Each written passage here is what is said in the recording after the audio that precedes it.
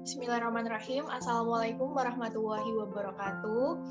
Kepada yang saya hormati, Bapak Ridwan Arifin, SHLLM, selaku dosen pengampu mata kuliah Hukum Internasional, Rombel 9, hari Rabu. Sebelumnya, izin memperkenalkan diri, saya Clarissa Putri Cantika dengan NIM 811420488. Pada kesempatan yang berbahagia ini, saya akan membahas suatu kasus hukum internasional sebagai pemenuhan ujian akhir semester. Baik, saya akan membahas mengenai penyelesaian sengketa batas laut antara Indonesia dan Malaysia dalam perspektif hukum internasional.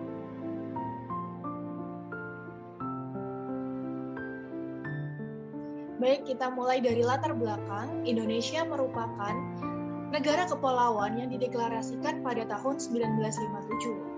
Wilayahnya terdiri dari lautan dan pulau-pulau baik besar maupun kecil dengan jumlah sekitar 17.505 pulau dengan luas wilayah 7,7 juta kilometer persegi.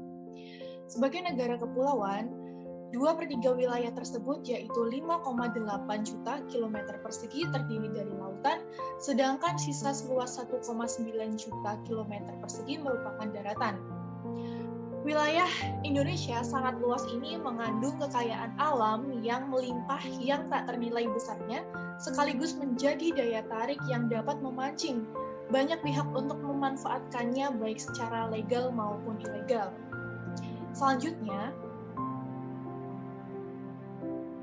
suatu pelajaran yang sangat berharga bagi negara Indonesia yaitu Putusan Internasional Court of Justice nomor 102 tanggal 17 Desember 2002 tentang Case Counting Sovereignty over Ligitan and Sipadan.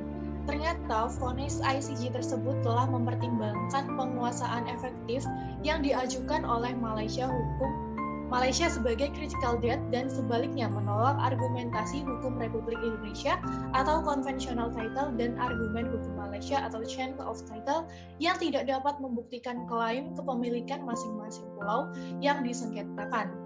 Pasca lepasnya Sipadan dan Ligitan yang menjadi persoalan saat ini adalah delimitasi perairan antara Republik Indonesia dan Malaysia. Selanjutnya kita masuk kepada pembahasan. Berlakunya Konvensi Hukum Laut Internasional atau UNCLOS 1982 mengakibatkan pengaturan-pengaturan sebelumnya tidak berlaku lagi, sehingga membawa perubahan besar dalam perkembangan hukum laut internasional. Konvensi ini kemudian diratifikasi Indonesia dengan Undang-Undang Nomor 17 Tahun 1985 tentang pengesahan UNCLOS yang selanjutnya disebut Konvensi Hukum Laut 1982 atau KHL 1982. Begitu juga dengan Malaysia, meratifikasinya pada tahun 1996.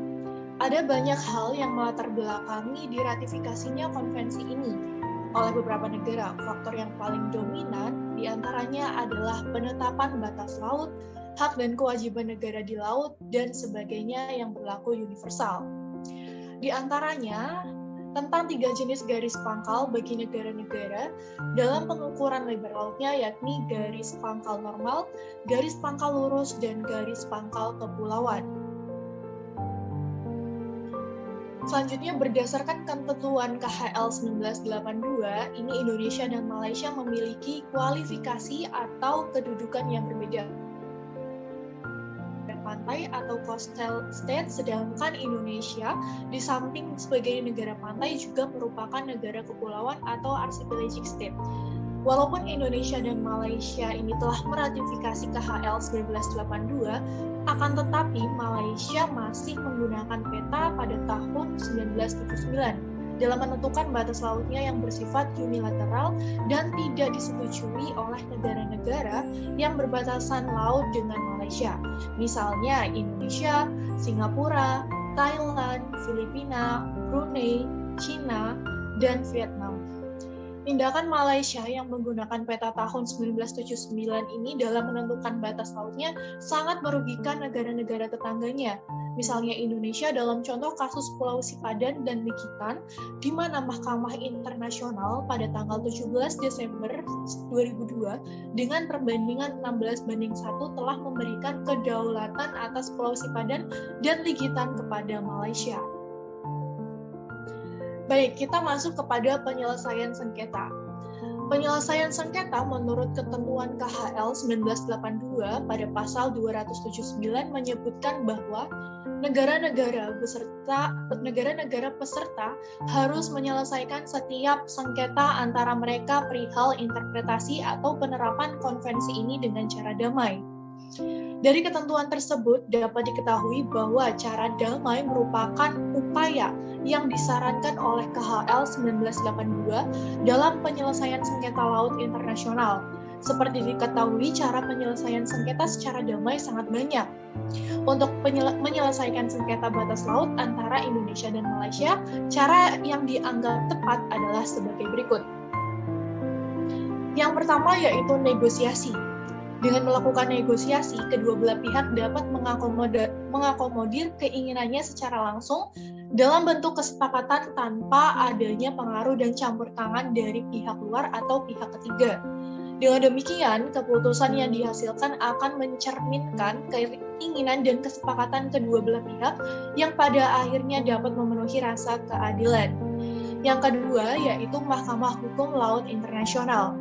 Jika negosiasi yang dilakukan tidak membuahkan hasil, maka langkah selanjutnya yang dapat dilakukan adalah dengan membawa sengketa tersebut ke Mahkamah Hukum Laut Internasional agar dapat menghasilkan keputusan yang dapat dipertanggungjawabkan secara yuridis.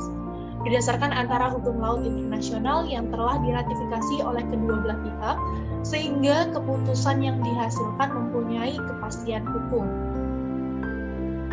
Baik, sampailah kita kepada kesimpulan. Permasalahan dalam penentuan delimitasi atau batas laut antara Indonesia dan Malaysia adalah yang pertama, adanya perbedaan konsepsi dalam penentuan batas laut antara Indonesia dan Malaysia.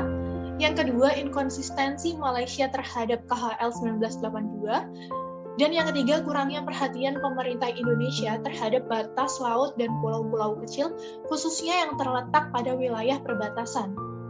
Penyelesaian sengketa yang dianggap tepat dalam sengketa batas laut antara Indonesia dan Malaysia adalah negosiasi dan Mahkamah Hukum Laut Internasional. Sekian pembahasan dari saya, kurang lebihnya mohon maaf. Terima kasih. Wabillahi taufiq wal hidayah. Wassalamualaikum warahmatullahi wabarakatuh.